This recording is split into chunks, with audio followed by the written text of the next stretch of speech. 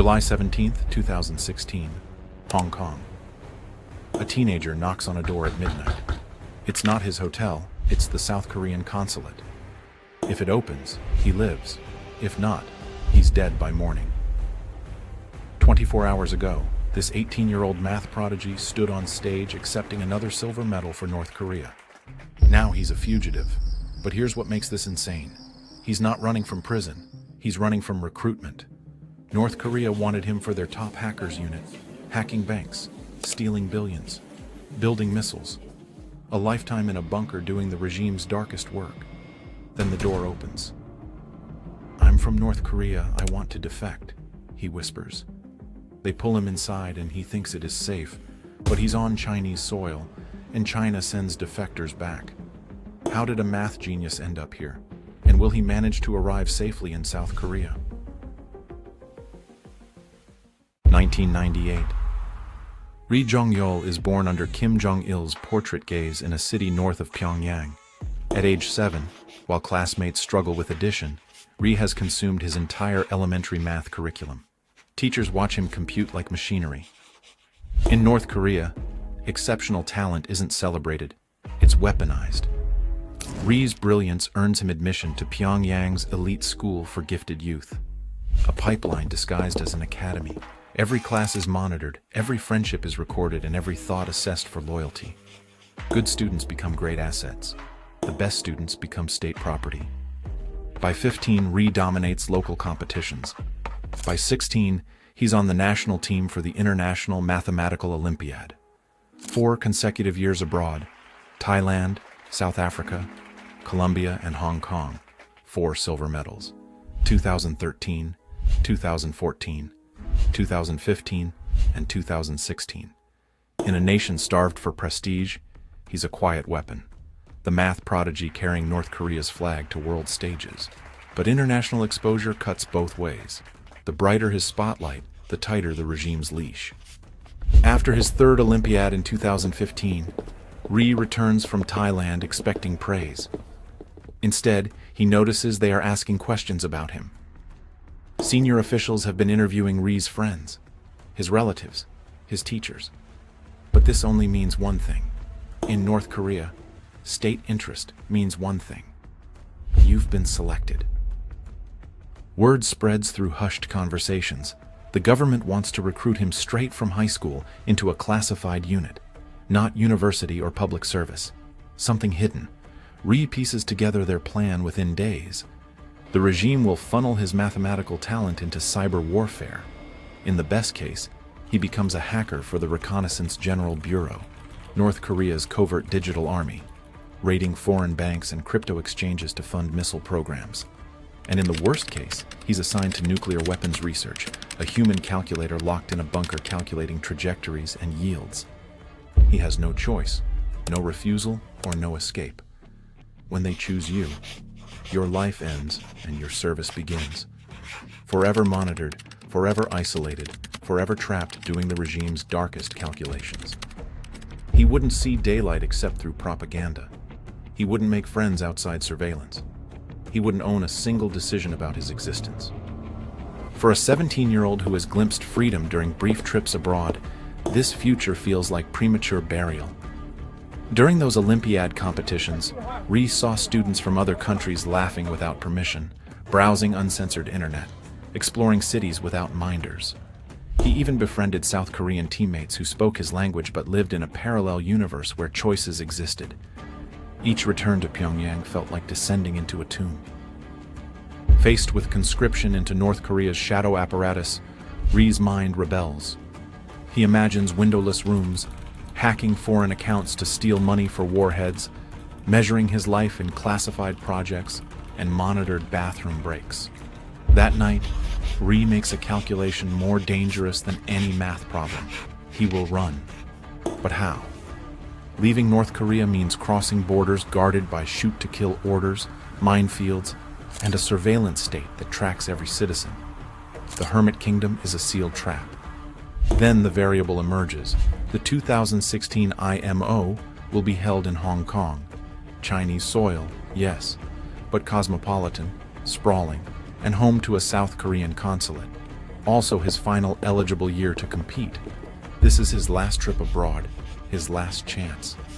Can he escape the regime's surveillance in a foreign city long enough to defect? Before leaving for Hong Kong, Ri breaks protocol. He tells one person, his father, a mathematics teacher who taught his son to love numbers, now listens as that son confesses treason. The father's eyes fill with fear and something fiercer, pride. He presses $200 in foreign currency into Ri's palm, a stunning act. If discovered, the whole family faces imprisonment or execution. North Korea punishes defection with 3 generations of collective punishment.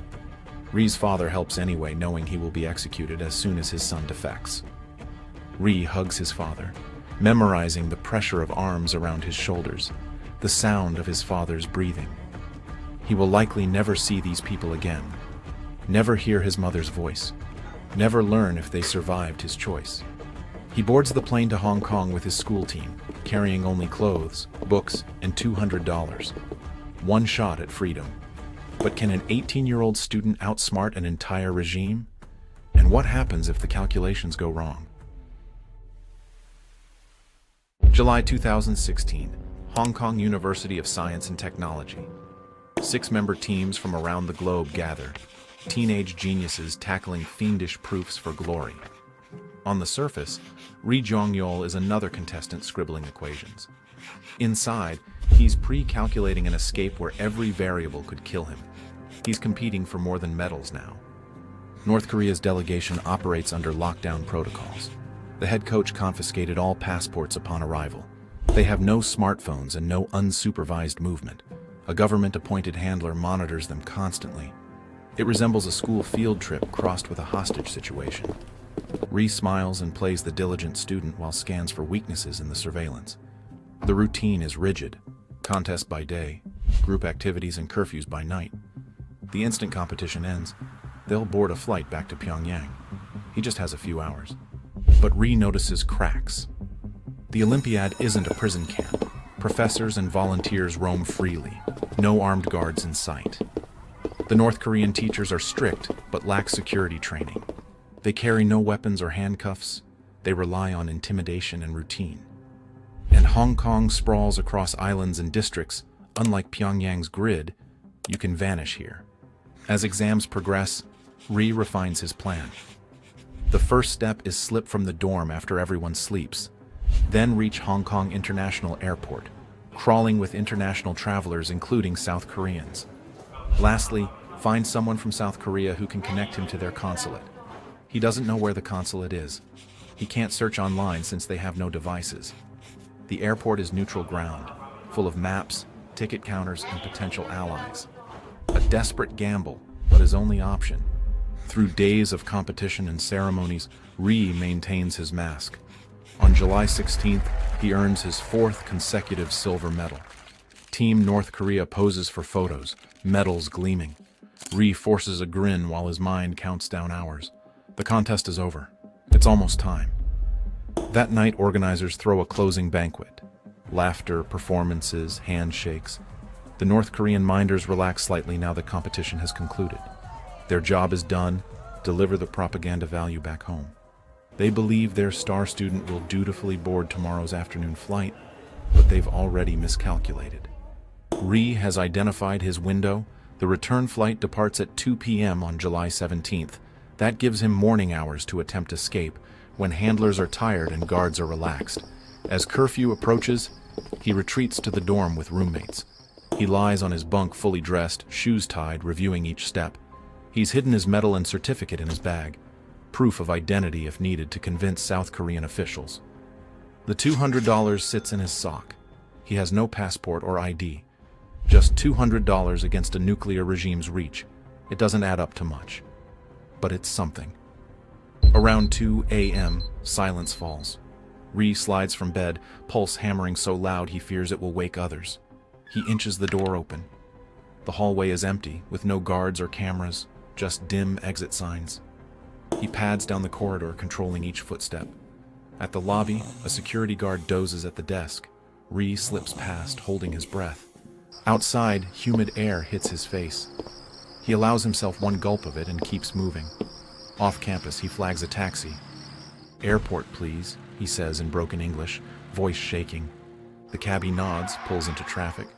As the campus vanishes behind them, Ri feels terror and exhilaration collide. He's done it. He's alone in Hong Kong with no papers, no handler, no way back. The sun will rise in 2 hours. His absence will be discovered. Right now, nobody knows he's gone. That's his only advantage, but it won't last. He glances at headlights behind the taxi. Is anyone following? For the first time in his life, he's unchained and utterly alone. What will he find at the airport, and will it be help or a trap? 4 a.m. Hong Kong International Airport. Fluorescent light bathes a departures hall, bustling despite the hour.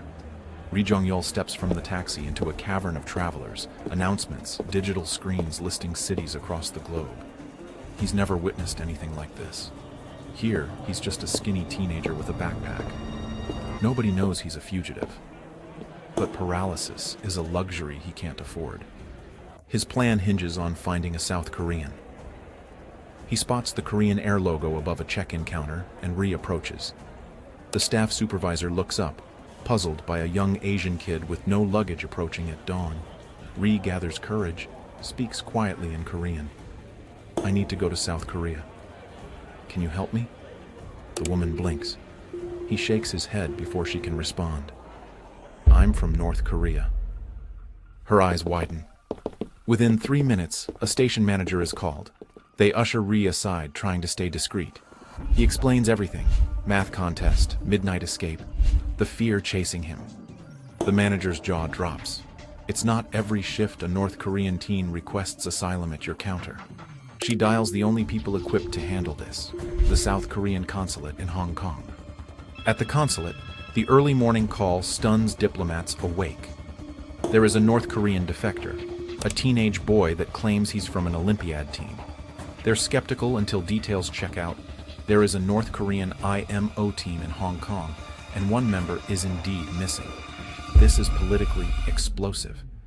A defection on Chinese soil could trigger an international incident.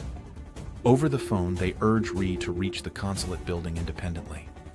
International protocol forbids them from sending a vehicle or escort, since that might violate Hong Kong law, provoke China, or give North Korea grounds to claim kidnapping. He has to get there alone without getting caught.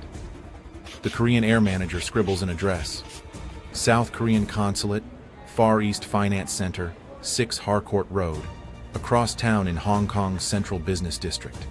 Ri thanks her. This stranger has handed him exactly what he needs: coordinates. Outside, he hails another taxi. This is the final leg. As the cab winds through Hong Kong's waking streets, Ri constantly checks the rear window. By now, his handlers have discovered he's missing. Panic is spreading through the North Korean delegation. He pictures them frantically contacting airport security, Chinese authorities, reporting a kidnapped student. He knows if North Korean or Chinese agents find him first, it's over. Hong Kong police could detain and deport him to Pyongyang, a fate many defectors suffer, often a death sentence. He also knows the regime's reach is long and lethal. They've assassinated their own people abroad for less. The taxi driver has no idea about the drama in his back seat. Just after sunrise, the cab stops at a glass skyscraper, Far East Finance Center. Ri jumps out, stares at the building with multiple offices. The South Korean consulate tucked somewhere inside. It has no flag, nothing obvious, and the doubt grips him. What if he has the wrong location? Inside the lobby, commuters trickle in for work. Ri scans the directory. There, in small print, Consulate General of the Republic of Korea, 5th floor. He heads for elevators. A security guard eyes him lazily but doesn't stop him. Just a kid with a backpack. Elevator doors close, goes to the 5th floor and exits while he sees frosted glass doors and a brass plaque: South Korean Consulate General. 2 local security personnel stand at the entrance. Ri's stomach lurches. This is it. He steps forward, but the guards block him. Visiting hours haven't started. Ri blurts out urgently in Korean, "I'm a North Korean student. I need asylum." For 1 second, the guards freeze. Then one beckons him inside. They rush him through a metal detector into a waiting area behind secure doors. South Korean consular officers appear, astonished. One diplomat asks gently in Korean, "You came alone? Are you okay?" Ri nods, finally feeling the full weight of what he's done. "I defected. I can't go back," he says, voice cracking and close to crying. The staff exchange looks of disbelief. They offer water. As he gulps it down, reality sinks in. He made it. He's physically on South Korean territory by diplomatic law.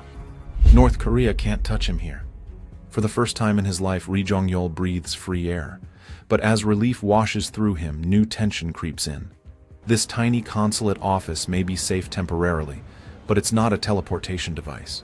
He's still in Hong Kong, Chinese soil, and North Korea will pressure China to return their precious prodigy. He's crossed one threshold, but a geopolitical standoff over a teenager has just begun. What will China do with him, and how long can he survive trapped between three governments?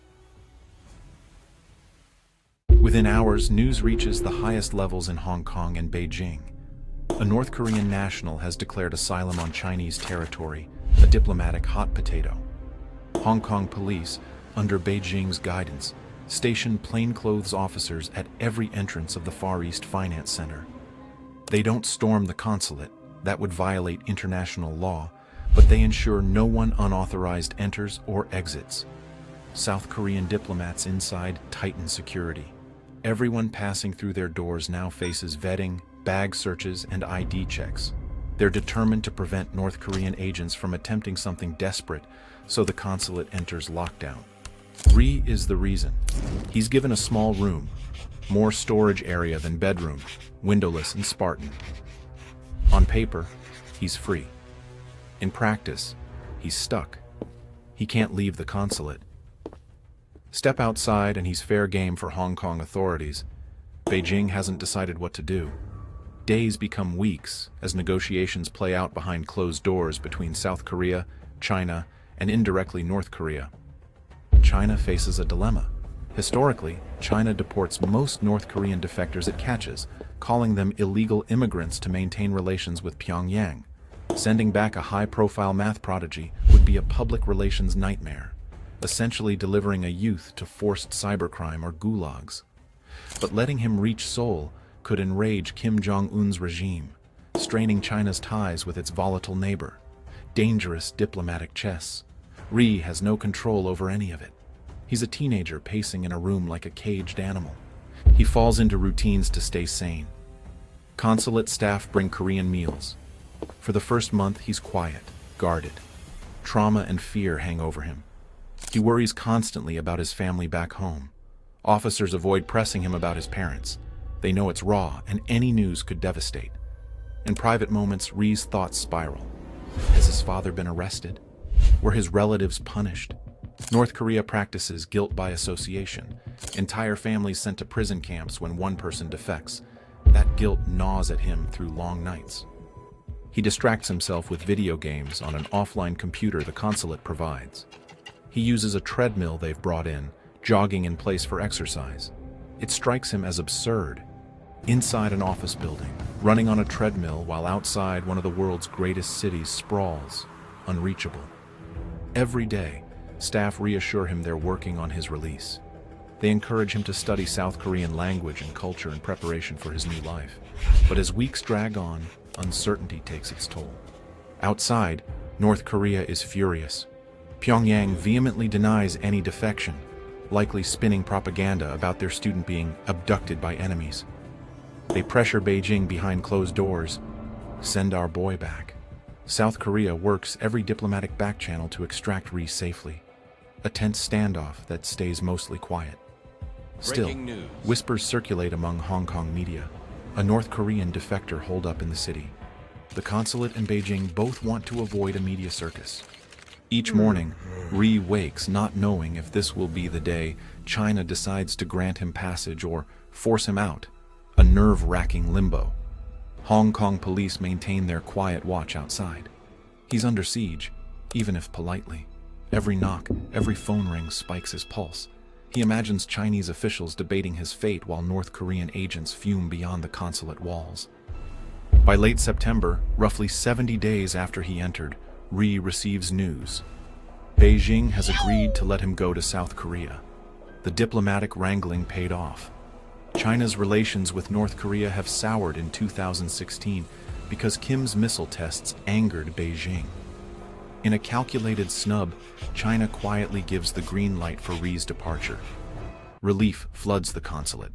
They immediately prepare Ri's paperwork. Since he arrived with nothing, South Korea issues him a passport under a pseudonym for protection. Hong Kong immigration, cued by Beijing, grants him a temporary visa as if he were a South Korean tourist. These documents are his golden ticket out. One September morning, consulate staff hand Ri a plane ticket to Seoul and a fresh passport with his new name, Lee Jung-ho. He stares at it. In North Korea, he was state property. Now he has citizenship in a free country and the right to a new life. A South Korean official smiles. It's time to go home, your new home. Ri nods, eyes wet. But a final gauntlet remains. He has to reach the airport and board a plane without incident. Until the wheels lift off, this isn't real. Is this freedom, or will something still go wrong? And what's waiting for him in Seoul? They leave for the airport just after dusk in an unmarked consular car. Ri sits in the back seat flanked by South Korean officials, trying to stay calm. Hong Kong's skyline twinkles outside like any normal night. For everyone else, it is. For Ri, it's the night he escapes Pyongyang's shadow forever. At the airport, Chinese plainclothes officers quietly accompany them at a distance, informal assurance of safe passage. A surreal reversal. The same airport where he begged for help 2 months ago now ushers him out under guard, protecting him from his own country.